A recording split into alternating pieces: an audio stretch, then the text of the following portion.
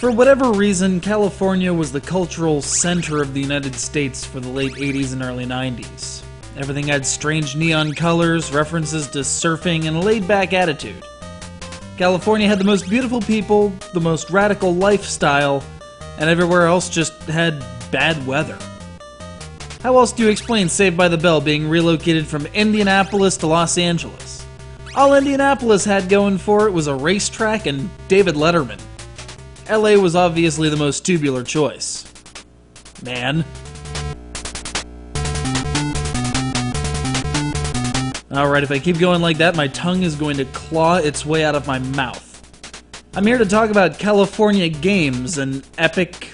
I read that wrong. Epix production out of 1987, which bundles together skateboarding, BMX, surfing, footbag, heretofore known as hacky sack, flying disc, because that other F word is a registered trademark, and roller skating into a kind of proto-X games. That'd be the Zero games? I guess.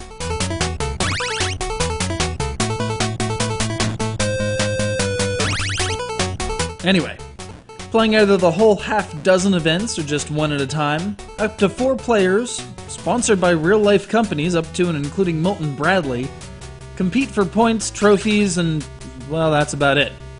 Bragging rights for being the most excellent, I guess. The events themselves are pretty fun, if a little on the simple side.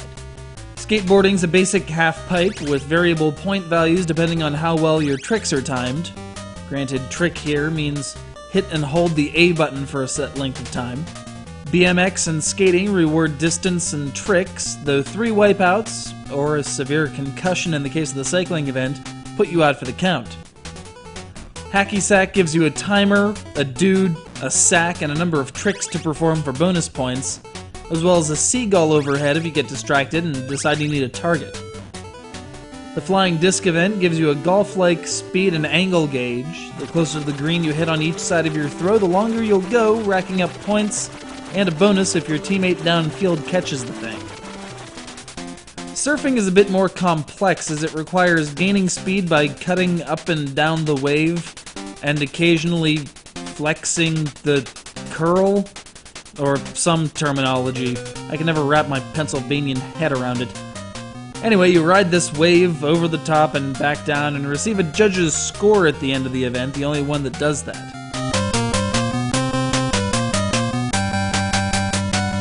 California Games was one of those weird little things that was ported to pretty much anything with a monitor, though some would argue that the Commodore 64 version, rather than the NES version, is the definitive edition.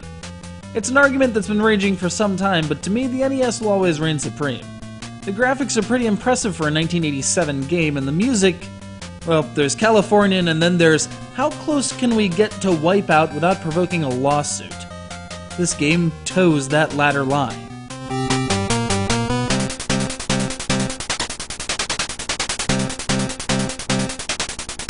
Before they had to be extreme, these kind of games were more laid back, concerned with pizza and hair product and more pizza. It was a very radical time no matter where you were. Whatever you were doing, there was a hint of the West Coast, if only by massive cultural normalization. We wished they all could be California games. And lo, in our own living rooms, they were. Kinda. Dude.